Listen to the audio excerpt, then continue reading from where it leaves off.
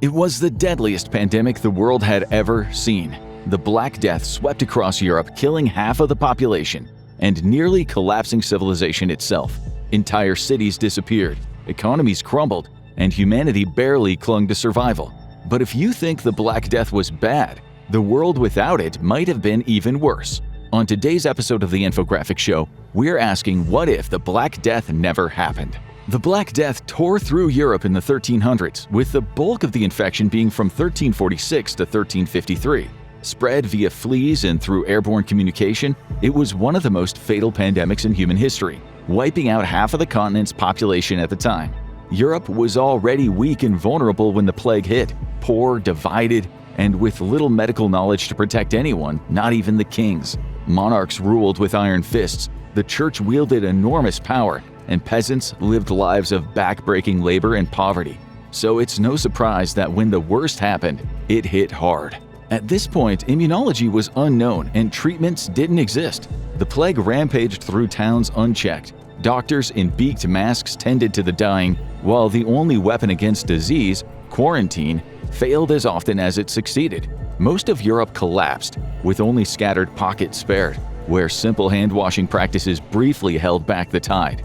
By the end, Europe's population was gutted, the plague cutting ruthlessly across class lines. No one was safe. Peasants and nobility died by the millions. Yet, out of this darkness came the spark of the Renaissance, and later the age of colonialism. But without the plague, the Renaissance might never have happened at all.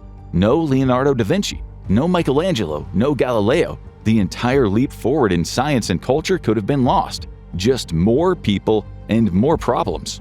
Europe's population at the time was around 100 million, and the Black Death cut it down by half or more in most areas. This would normally be a good thing, but Europe at the time was in a precarious position. It was a farming society, completely dependent on harvests and hunting. Food was scarce for most people, and during the bad seasons, starvation was common. The mass deaths of the Black Plague reduced the food shortages for a while once the virus passed, assuming there was enough farmers and hunters around in an area. But with a growing population, things would have only gotten worse. And worse doesn't just mean empty stomachs. This is where things really start to spiral. Not only was medical science rudimentary during this period, but birth control was virtually non-existent. Couples typically had a large number of children, both because of infant mortality and because farmers needed their own little workforce to keep their farm running. Any sort of basic birth control, including medicinal remedies, were strongly discouraged by the Roman Catholic Church. That meant Europe's population would keep rising, but with scarce food, restricted trade, and more mouths to feed, famine would become an ever-present threat. In fact, Europe could be on the verge of another social disaster. During this period, people were heavily dependent on the climate. In many ways, we still are. A sudden earthquake or a hurricane can upend decades of human progress. But for agrarian societies, they are far more fragile. A simple shift in temperatures can mean mass death. The Little Ice Age was a period in history where temperatures plunged well below normal, especially across the North Atlantic. Though it peaked in the 1600s, historians trace its slow beginnings as far back as the 1300s, which means a cooling world clashing with a swelling European population. At this stage, Europe was not built for a population explosion during this period, and the results could have been ugly. In the farmlands, even a small decrease in temperature could have a devastating effect on crops. If a harvest is reduced by 25% in 1 year, that could have serious ripple effects through the region. The farmer has little to sell and barely enough to feed his own family. The local population suffers too, as repeated harvest failures drive up the cost of what little food exists. Prices soar beyond the reach of ordinary laborers, and when food runs out, starvation follows, and the situation could be even uglier in the cities. There is no Black Plague in this timeline, but that doesn't mean there isn't disease. This was the era of tuberculosis, leprosy, scarlet fever, and countless other disorders that claimed thousands of lives each year. There was little hope for recovery. Cities were packed tight with workers and traders, and a growing population only made things worse. Disease spread faster, resources ran out quicker, and urban life spiraled into misery and tension.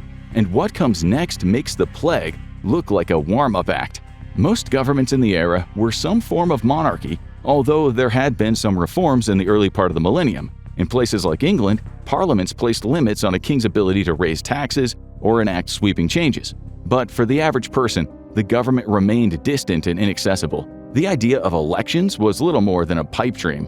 That meant as conditions decreased, people would have few options to protest for their rights and welfare, especially since most of them didn't even own their own land. Like much of the continent, England was bound by feudalism. The king granted land to nobles and knights, who in turn relied on the peasants to work it. These peasants became serfs, tied to the soil for life, unable to leave or marry without permission, but given just enough food and shelter to survive.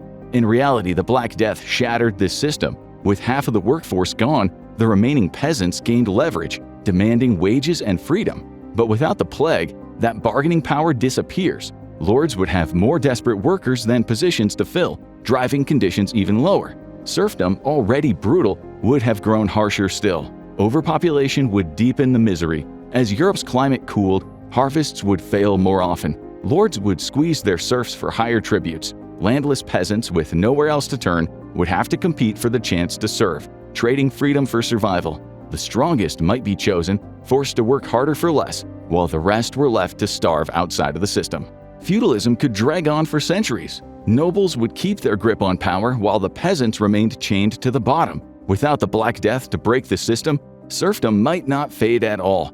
It could become the only way to survive. And it all feels like a powder keg just waiting for a spark. Throughout history, there's been one constant. When the peasants get too angry, bad things tend to happen to the elites. Most examples come much later, like the French Revolution, where the king was toppled and executed, and in his place rose a fragile movement that soon collapsed into dictatorship, paving the way for Napoleon's rise. Similarly, in the 20th century, the Russian Revolution toppled the Tsar and replaced him with a communist dictatorship that ruled with an iron fist. Those rebels all had organization and weapons, something the peasants of the Middle Ages lack. So any kind of change will be a long time coming. In the Middle Ages, no one was spared from hunger or disease, not even the elites. Yet the way that suffering was felt differed drastically whether you lived as a king, a knight, a noble, or a peasant. And so it's highly unlikely that any sort of solidarity across the classes would develop, with each one being heavily invested in preserving their own interests. But that wouldn't mean that things wouldn't get bloody. Serfs would likely feel the worst of the overcrowding and food shortages at first. Their food and privileges would decrease as the lord kept more for himself and his family. The tributes and the quotas demanded would increase. Attempts to get extra, such as hunting on the lord's territory, would have been harshly punished, and many serfs would find themselves working to death and still not having enough to survive or keep their family alive. That kind of desperation would inevitably lead to violence against the lords, and we would likely see several territories taken over by the serfs in an early act of revolutionary violence. But during those days, the king had the monopoly on violence. This would be taken as a personal affront by the king. After all, it was his territory. The lord was just leasing it. How dare a lowly peasant seize it just because they're starving? Word would reach the king that the lord had been killed, and he would unleash his best knights. The rebels would stand their ground and get slaughtered. But every crushed revolt only made the next one bloodier. One of the biggest challenges for any sort of rebellion during this period was a lack of effective communication. With messengers and letter writing being the only system of contact, any rebellions would largely be isolated from each other, even if they were relatively close geographically. So each group of knights would have the advantage of going up against one rebellion at a time, with no shared tactics and no organization of a larger army. The knights were the elite military force of the time, and the rebels would likely be killed in short order, the land reclaimed by the king, and most likely granted to the heroic knights who liberated it for his majesty. It would be a time of desperation with little way out. In our timeline, the Black Plague actually led to the end of feudalism and serfdom. The mass die-offs led to a labor shortage, with many kings seeing their workforce decimated, if they even survived the plague. Survivors gained new leverage, often negotiating deals that granted them greater autonomy. Many now resembled free farm workers more than bound serfs. But in this timeline, the bargaining power wouldn't exist. Quite the opposite, as the landlords had the only possible path out of abject poverty for many. And it's impossible to sustain a revolution without food in your belly. And this could change all of human history. In the aftermath of the Black Death, the resources shifted in Europe, and that may have led to the Renaissance, an era of unparalleled growth and progress in Europe. It saw new levels of learning, writing, literacy, and art growth. Governments reformed and gave people more rights, and religion reformed as well, facing its first major challenge in the form of the rise of the Anglican Church, followed by Lutheranism. With the powerful forces in Europe as entrenched as ever, and the people facing larger problems from food shortages and overpopulation, it's unlikely things would have played out the same way. While Henry VIII, if he still existed in this timeline 200 years later, might have still started his own church due to wanting to get divorced, it's less likely that this movement for alternative forms of Christianity would have spread out from there. And around the world, the ripple effects could be massive. Europe is likely to have far less influence in this time period for a number of reasons. For one thing, overpopulation and starvation would be nearly uniform across Europe. This would lead to political instability, increased violence, and government oppression as it tried to keep large numbers of peasants from rising up in revolt. While they would have the power needed to do so, they wouldn't want to keep killing their own people, so they would need to find a way to get more resources from somewhere else. And that would mean war. Not a distant holy war, something far nastier, right on Europe's doorstep. Resource shortages mean many countries would look at the green fields across from their borders and think, that would look a whole lot better if I owned it. While even the nobility would see their resources dwindle during this period, the king would likely be flush with plenty of knights, horses, and armor to lead his army, and the population would be desperate, meaning that when the king put out a call for soldiers, many would answer, especially if they were promised land and riches for their service. After all, the high chance of dying in combat for a better future might seem like a fair trade, as opposed to slowly dying from poverty and starvation. And soon, Europe might be consumed in small wars. Europe's need for resources right then and there would lead to border skirmishes, as countries would take shots at each other using traditional human wave attacks. All other forms of foreign adventurism would largely fall by the wayside. The Crusades, which had ended only a century earlier, now seemed like relics of a bygone age, when kings still had the wealth to launch holy wars in distant lands. Instead, seizing another country's fields and farmland would take priority, and that would leave a whole swath of the world wide open. The 1300s were the age when Europe began modernizing, as it rebuilt from the Black Death as a leaner, meaner continent with more resources to go around. Part of this was an increase in engineering skills, particularly in shipbuilding. This was the dawn of the great age of seafaring, though its roots stretched back centuries. The Vikings had even reached North America in the early 11th century, building a small settlement on its shores. But we're just over 100 years ahead of when Columbus sailed the ocean blue and kicked off the age of colonization. And in this timeline, it might never happen at all. Much like Middle East adventures would have seemed like a luxury in a world of overcrowding and adventurism, sending a ship and a crew with enough food to survive an ocean voyage would have seemed ridiculous. Cartographers and adventurers would have had a harder time getting the ear of the king. It's likely the indigenous civilizations of the Americas would have remained untouched for a while longer, maybe centuries. And that raises the question of what they would look like by then. Could they have become more militarily advanced in order to fend off any invaders? We'll never know, but another empire might have been a bigger concern for Europe. Europe may have been consumed by its own troubles, but that wouldn't stop the wider world from coming to them. This crisis would have unfolded in the late 1300s, and growing to the south of Europe was the fledgling Ottoman Empire. Started in 1299 by a Turkoman tribal leader named Osman I, it quickly expanded its territory. By 1453, it had conquered Constantinople and ended the once mighty Byzantine Empire on its way to becoming one of the most powerful and longest-lasting empires in human history, ruling over a chunk of Europe and Asia until 1922.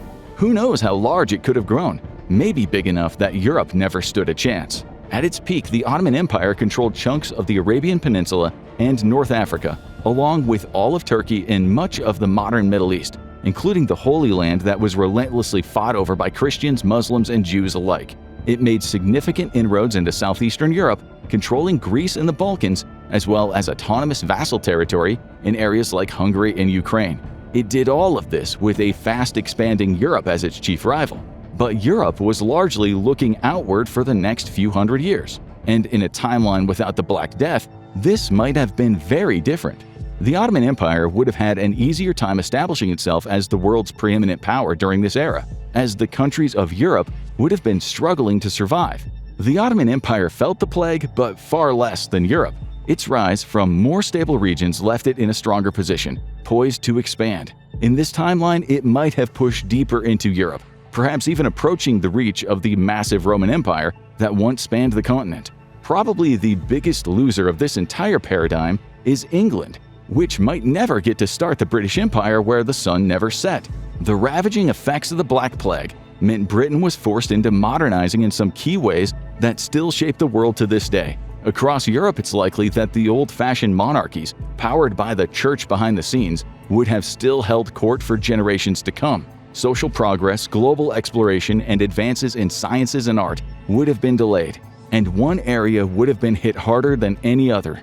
For all the damage the Black Plague did to the world, it led to a quantum leap in understanding of medical science. While innovations like medication and antibiotics were still centuries off, certain key principles involving sanitation began to spread during this era, particularly the practice of quarantine. Isolating the infected to prevent the spread became more widespread. It became easier to avoid the spread of disease, which is why the Renaissance saw far fewer mass die-offs due to pandemics than the Middle Ages did. Which raises the question, was the Black Death ultimately a net good for society? It was one of the most horrific events in human history, with a casualty rate over several years that far eclipses all but the deadliest of wars. But it was also a reset event for the entire world, essentially changing the face of the planet due to population shifts. The result was a world with more resources, one strong enough to push through the tough centuries ahead. This world had the ability to evolve in a way it wouldn't if it had never happened, and the lessons learned would shape scientific discovery for the next 700 years. The age of exploration began soon after, and with it the age of colonialism and all of its horrors. The chain of events that led to modern science, capitalism, and democracy might never have taken place. The Industrial Revolution could have arrived centuries later, leaving a world without advanced medicine, electricity, or advanced communication. Monarchies and churches could dominate, meaning fewer rights for ordinary people. The world as we know it could have been completely unrecognizable. The Black Plague might have been the biggest butterfly effect in human history, and it all started with some microbes hitching a ride on some fleas. A world without the Black Death would look very different, but another plague killed millions. Watch why Spanish flu killed over 50 million people, deadliest plague in modern history, to see how it became the worst outbreak of modern times. Or click on this video instead.